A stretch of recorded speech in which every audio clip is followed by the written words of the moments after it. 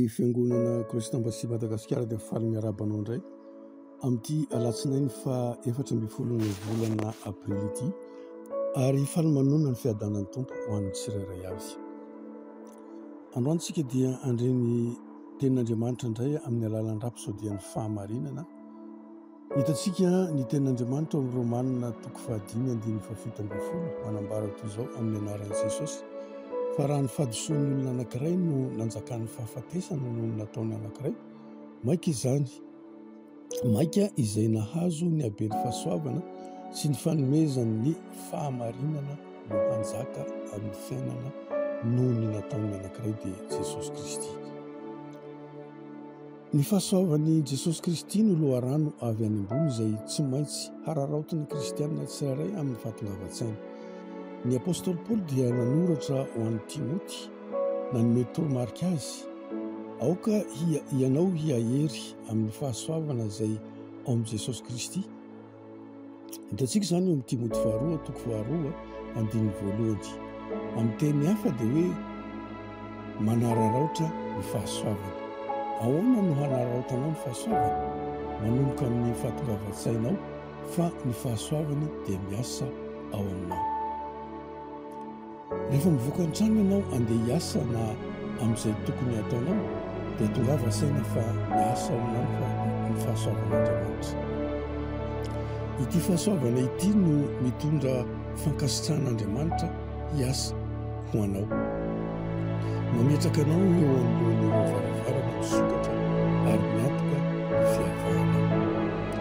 Na izany izy, misy fanalahy fototra tokony ho tadidiana raha te hiaina mandrakariva fankasitrahana miasa eo amin'ny fiainanao ianao.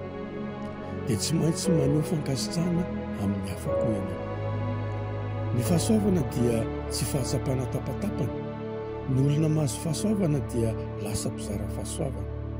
Ny lehilahy na ny vehivavy ny fahitam-pity dia mizara fity. Amin'ny fanaovana izany dia miverina amin'izy ireo hatrany ny fankasitrahana. Manoratra ny mpanao salamo: be ny fanaintany any ratsy fanahy fa izay matoky an'i Jehova dia hodidinin'ny famindram-po. Hitantsika izany amin'ny salamo 2:3-10. Ny teny hoe famindram-po eto dia avy amin'ny teny hebreo hoe chesed, izay midika hoe fifanekena hatsaram-panahy.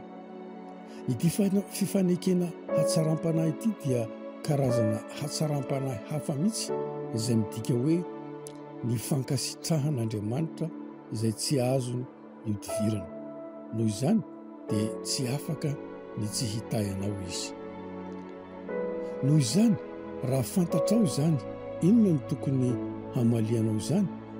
Ny salamo 2:3-10 manome ny valiny hoe mifalia amin'ny Jehova ary miravoravo ianareo olo-marina ary mioby ianareo mihitsy mahitsy fo rehetra.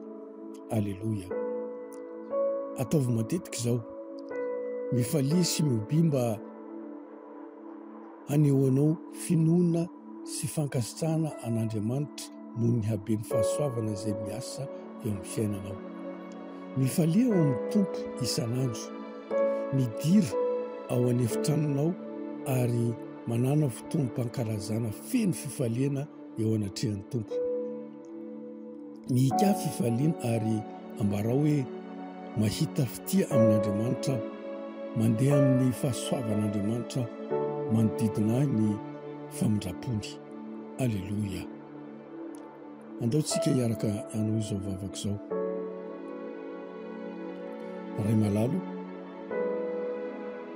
misaotra anao noho ny fahasoavanao miasa ataoniko izay mametraka ahy ho amin'ny fahitam-pity na aiza na aiza, manokatra ny varavarana maro ary mahatonga ahy ho tanteraka amin'izay rehetra ataoko. Mampihely izany fahasoavana izany amin'ny hafa, mandeha amin'ny fitiavana ary mifaly amin'ny fifaneken'ny hatsaram-panahinao.